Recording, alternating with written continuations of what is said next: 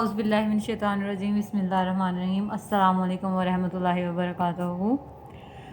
آج میں آپ کو شیخ اور شیخ قریشی کے بارے میں بتاؤں گی۔ پنجابی شیخ جنوبی ایشیا کے شیوخ کی ایک ممتاز شاخ ہے۔ جنوبی ایشیا میں اسلام کی آمد کے بعد جن ہندوستانی اعلیٰ ذاتوں نے اسلام قبول کیا، ان میں سب سے زیادہ خاندان اور قبیلوں نے شیخ کا لقب اپنایا۔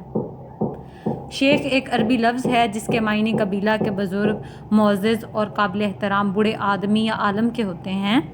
جنوبی ایشیا میں یہ لفظ ایک نسلی لقب کے طور پر استعمال ہوتا ہے جسے عموماً مسلم تجارت پیشہ خاندان استعمال کرتے ہیں۔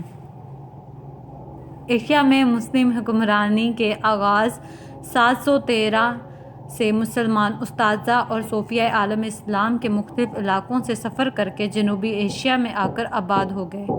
بعد ازاں کچھ اعلیٰ ذاتوں، برہمن، راجپوت اور کھتری قوموں نے پنجاب کے علاقے میں اسلام قبول کیا اور شیخ کا لقب اختیار کیا۔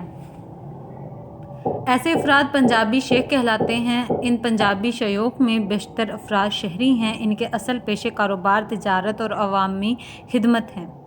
پنجاب میں انہیں تاجر کی حیثیت سے پہچانا جاتا ہے۔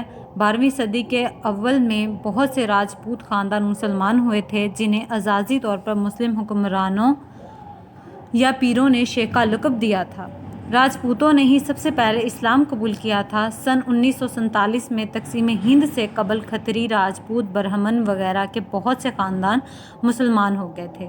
یہ تمام برادریاں پنجاب میں شیخ کہلاتی ہیں اور برہمن بھی اسلام قبول کرنے کے بعد اپنے ناموں کے ساتھ شیخ کا لقب استعمال کرنے لگے۔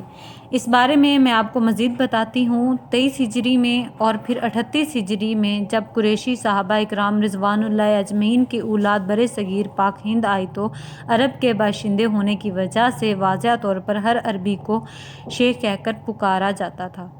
لیکن جب برِ صغیر پاک و ہند میں اولیاء اللہ نے اسلام کو پھیلایا تو برہمن ہندو جب مسلمان ہوئے تو انہوں نے ولی اللہ سے کہا کہ اب ہم مسلمان ہونے کے بعد برہمن تو نہیں کہلا سکتے، تو کیا کریں؟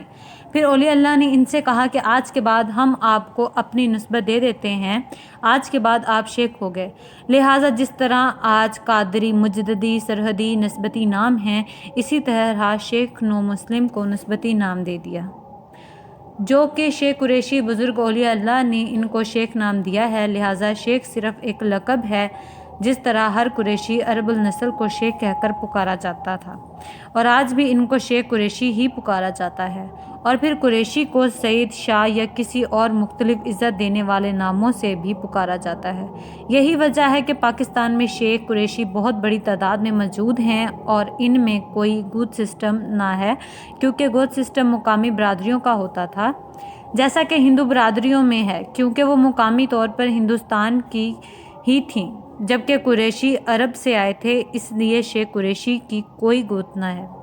میری دعا ہے کہ اللہ تبارک و تعالیٰ آپ کو اور مجھے دین محمد پر چلنے اور عمل کرنے کی توفیق عطا فرمائے، آمین۔ السلام علیکم ورحمۃ اللہ وبرکاتہ۔